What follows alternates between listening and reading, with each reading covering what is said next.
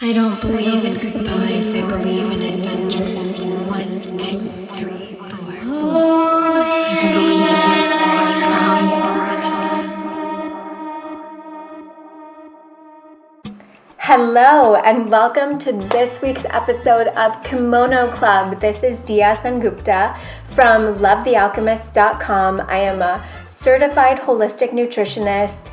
I love to explore and I am all about living your best life. If you haven't listened to Liquid Alchemy podcast, then check it out any place where podcasts are found. I do a weekly meditation that will help you up level your life in every single way. And we do a little tarot scope for you as well that is timeless. So anytime you listen to it, take what resonates, leave the rest. In today's episode of KIMONO Club, we are talking about something you can do right from home, wearing your sweatpants, wearing a kimono, whatever you like.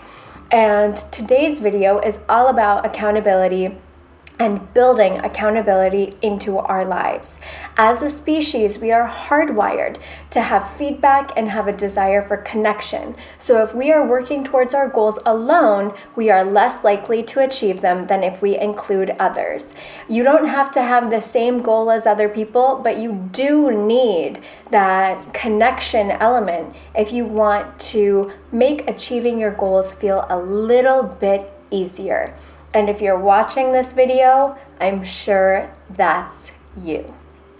So what we're talking about is essentially a meeting that you schedule into your book every week or every 2 weeks. It must meet regularly for this to work.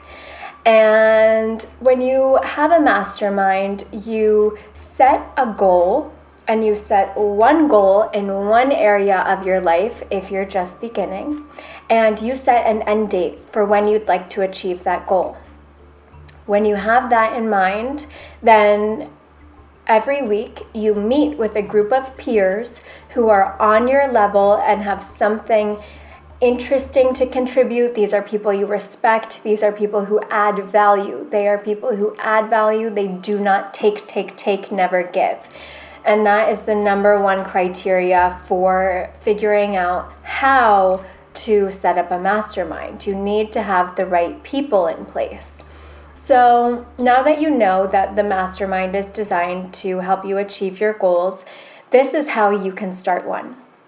Think of 2 to 3 people in your life who you find to be extremely motivated, have a similar lifestyle as you, and you admire them in one way or another, and you feel that if they were to give you feedback, this is someone that you could listen to, respect, take their input, and really weave it into your life just to see how it goes. That is someone who you should be reaching out to, and I want you to pause this video right now, and I want you to write down those 2 or 3 names of people who inspire you. Now that you've identified who these people are to you, it's very important that you draft an email or you call them and you ask them if they would be interested in joining your mastermind. What you are going to do in this email is to say why you want this mastermind to happen. For me, when I started my mastermind, the goal was to keep me accountable and keep my mind feeling clean and just centered during this whole quarantine. And it has helped so much, and I will talk about that later.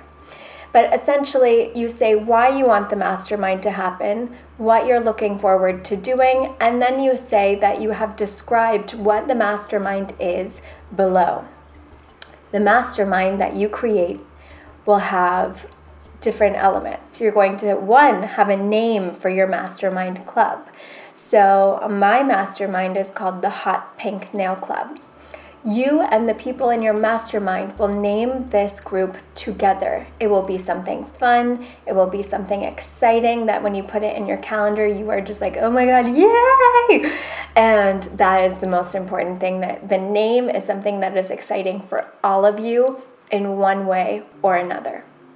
So ask them to come with a few different names prepared for the mastermind group so that you can bounce ideas off of each other and so that you feel prepared. Number 2, you're going to talk about the goal. So what area of your life do you want to work on? Everyone must come identifying the area that they want to work on. And then you want to also put an end date for this goal. So this is something that you as the mastermind leader will decide. I think that a period of 2 to 3 months is ideal because really changing your life or changing an area of your life, it takes at least 67 days to root that in. So that is a little over 2 months. That's why 2 to 3 months will be a good time for you to really see and feel traction and really get in the rhythm of doing your mastermind. Then the third thing you will need is to identify a time of the week where your mastermind meets, and you should meet for half an hour to an hour, maybe 45 minutes. You don't want to make it so long that it's draining and you don't look forward to it. It should be a short burst of inspiration, feedback, and really giving great input. So identifying a time chunk that works for everyone, that is set in stone, and this time never changes through this whole commitment of 2 to 3 months of you doing your mastermind. Okay, then when you actually host the mastermind, there are rules. When you meet together, what you will do is you will first start with celebrations. What are you celebrating this week? Everyone take a turn going around and saying what you're celebrating so that you're getting in the state of excitement and into the mindset where you feel like anything is possible. Then you are going to go around and you're going to say what your goal for this mastermind is. Mine was to increase my productivity and to actually accomplish a course and bring it to completion during the time where I've done my mastery or mastermind group. So someone else in my mastermind group, their goal is to just feel great in their mental space and have a clear mind by the end of it. That is a good goal. You can have any goal you want, just make sure you have a very clear one.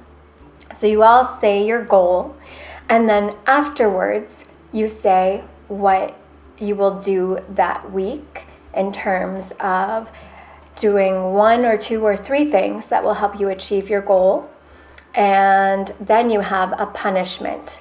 This is so important. You need to have a punishment if you don't do what you say you will do, because there are repercussions for not being accountable, and that is what your whole mastermind is all about. It's about being accountable. It's about taking charge of your life and keeping each other on track. So this is what will happen in the first mastermind. You identify all of these things. You identify what you're working on and what you will do the coming week to achieve that. And then you will also assign a punishment to yourself. That will be your punishment if you don't do what you say you will do. Then the next week you meet, you will sit down and you will discuss and you will talk about what happened. Did you do what you said you would do, or did you not? Why didn't you do it if you didn't do it? And were those actions really in support of your goals? And just have a conversation.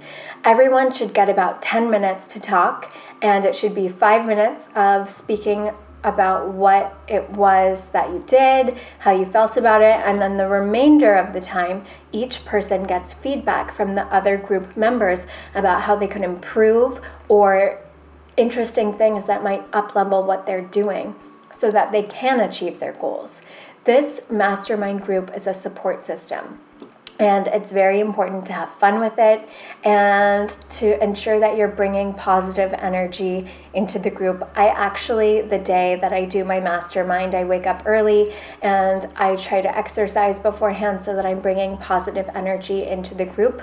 You get what you give. So the more you bring, the more value your group will have. And that is how you will create a successful, productive mastermind.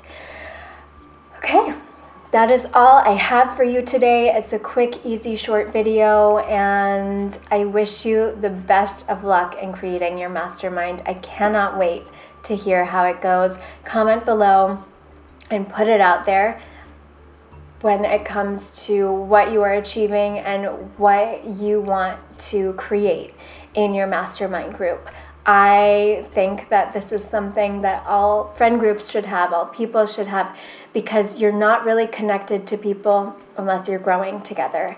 And when you grow together, that is when you create a bond that has the potential to last a lifetime. And I think that we're all really craving and desiring that. I know I am.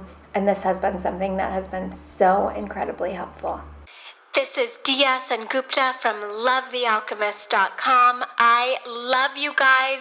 Thank you for joining me. Hit like, hit share, hit subscribe, and follow me on Instagram for inspirational content that comes out daily. I love comments. I love to hear about what you're looking for. So do not be a stranger. I love you guys.